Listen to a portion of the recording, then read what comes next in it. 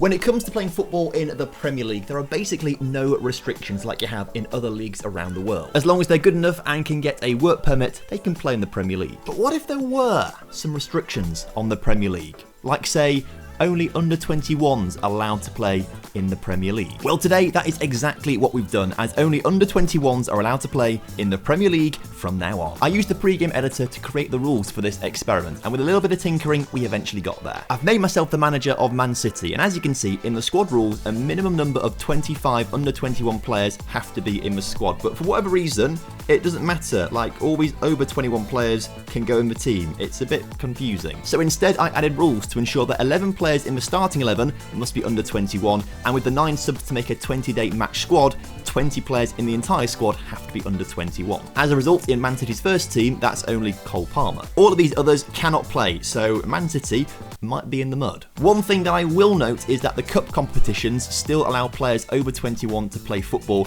and the Champions League and other European football still allow players over the age of 21 to play. So, in an ideal world, the Premier League clubs would only be signing players under the age of 21 and they'll sell their big players. In reality, what I think we'll see is they'll keep hold of their big players like Kevin De Bruyne or Cristiano Ronaldo to play in the Champions League and the FA Cup. That's what I think will happen. It's not the most ideal situation, but the editor's hard, alright? It's really tough. It took me so long to just get this thing working, let alone try and get everything else going, and that was far too complicated. So that's how we've got it working today. So with all of that, let's jump a year into the future and see what happens. So one season into the future, and Leeds United have gone on to win the Premier League with 108 points. My word, 35 wins, 3 draws, 0 losses, 5 goals against. But Leeds are sick. Have I just not done the rules properly for Leeds somehow? Have I just messed this up? No, they just have a really good team of under 21 players. Wow. Brentford finished bottom of the Premier League table, which is understandable given that they don't have an academy in real life, so won't have any decent young players. I imagine in this, they would have had to use greyed out players, like not real players, to actually play the matches. But other than Leeds winning the title and maybe Tottenham coming in second, it's not actually that unusual of a Premier League table. Like, it could be real, really, couldn't it? Unsurprisingly, the top charts are absolutely dominated by Leeds players. Joe Gelhardt, the top scorer. Bogus is the top assister of the season. Jack Jenkins up there as well. It's well done, Leeds. And whilst there have been some big transfers out, such as Firmino to PSG, Premier League clubs are still buying over 21 players, as we kind of expected. I mean, Lodi to Man City, he's 24 years old. You've got James Ward-Prowse within the Premier League. He's 27 years old, obviously can't play in the Premier League.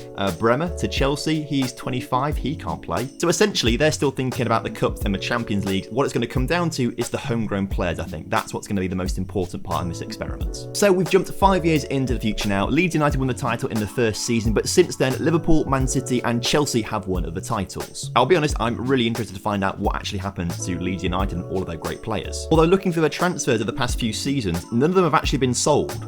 So I guess they just turned 22 and couldn't play anymore. But there have been some really interesting transfers in. Rooney's come into Chelsea. He's a very young, talented player and is an exceptional talent in Football Manager. So I think he's 16 at the start of the game, so they've got a good few years out of him. And of course, a Wonderkid on the right wing, Angelo from Brazil. He's been at Tottenham for quite a while as well. Only making 15 appearances though across 3 years, which seems bizarre given like how good he actually is. That's a waste of money. Interestingly though, the Premier League is still the most reputable league in all of Europe, and I'm going to assume that's because they're keeping their old players to actually play in the Champions League. And with Chelsea and Liverpool both winning it in recent seasons, and Chelsea in this season's final, yeah, okay, I can see that they're doing pretty well in Europe. I mean, looking at Chelsea's first team, they have a lot of players under the age of 21. There's a lot of them there, so that obviously is their Premier League team. A lot of these guys will just be regens who aren't that particularly good, but they have to play in the Premier League because they've got no other players. If we sort it the other way and look at the oldest players, they have a lot of players who are just playing simply for the Champions League. Now, I thought some of these players would get a bit cross about not being able to play regular football in the Premier League because obviously the rules wouldn't allow it. But I guess if the rules don't allow it, the players don't get cross about it. I mean, if it was me, I'm pretty sure all of these players would be sending me death threats for not starting them as a star player. Also, as the save file loads, if you are enjoying today's video, and I presume if you're still watching right now, you are, make sure you do drop a like on the video for me. Would massively appreciate that. And subscribe to the channel if you are new around here. We smashed through not just 40,000 but 41,000 subscribers recently, and we're well on the road to 50. I'd love to hit 50 by the time FM 22 comes out. I mean 23, that's the number, isn't it? So if you could subscribe, that'd be absolutely lovely. Thank you. Right, we're going to jump one more time into the future, and this time we are 20 years in the future from the start date. And the Premier League looks relatively similar, like nothing too drastic here as a difference. I mean, obviously the teams are all jumbled up, but other than maybe Middlesbrough,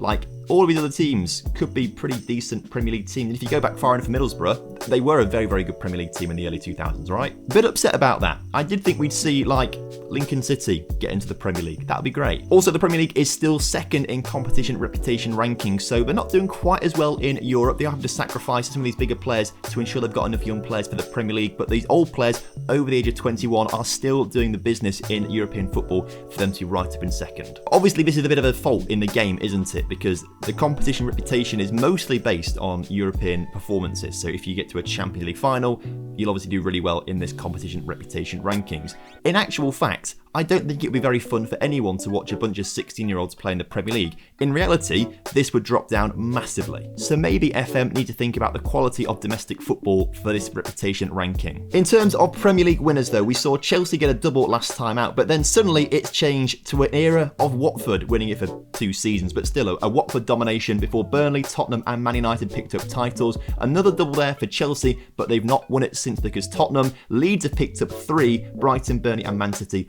all winning titles. Big fan of this. Leeds are a dominant team. They've come runners up quite a few times. They pretty much are the best team in the Premier League right now. Obviously, all of the players are now just regens. There's no real players left in this one, of course, but a pick of the regens is this guy who got 22 goals in the Premier League season. He's 21 years old. Only capped at under 23 level for Brazil, obviously not played for the Brazilian national team, but does look pretty good with 17 finishing. Composure just a little bit low. Also, another invincible season. We saw one right at the start with Leeds United. Now Man City have also got an invincible season, but they finished 2 points off Leeds United's total. Okay, I have the perfect no context moment here. Burnley, they won the Premier League in 2028-29 with 112 points. They won 37, drew 1, lost 0. Burnley. I love this game. But other than that, Leeds in the first season got the second highest points total, so congrats to them too. Also, there are no unusual winners of the FA Cup at all. All of them are essentially Premier League teams, so they're just obviously playing their Premier League squads with the actual old players in there and doing pretty well. In the League Cup, it's, basically the same. Norwich, I don't think they've been in the Premier League for a long time by looks of things. History, they've been a bit of a yo-yo club. They might have been in the Premier League when they won that one, actually, to be fair. But yeah, it's dominated by the usual suspects. And the Champions League is still being won on the odd occasion by a British club. Tottenham, actually, the only ones to win it since we saw Chelsea win it.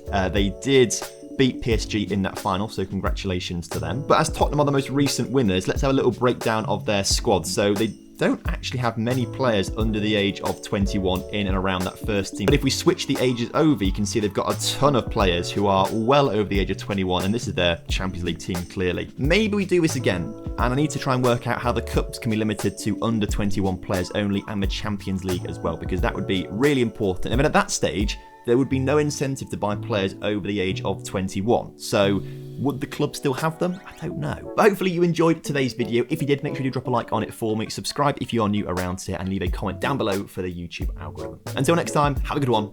Goodbye.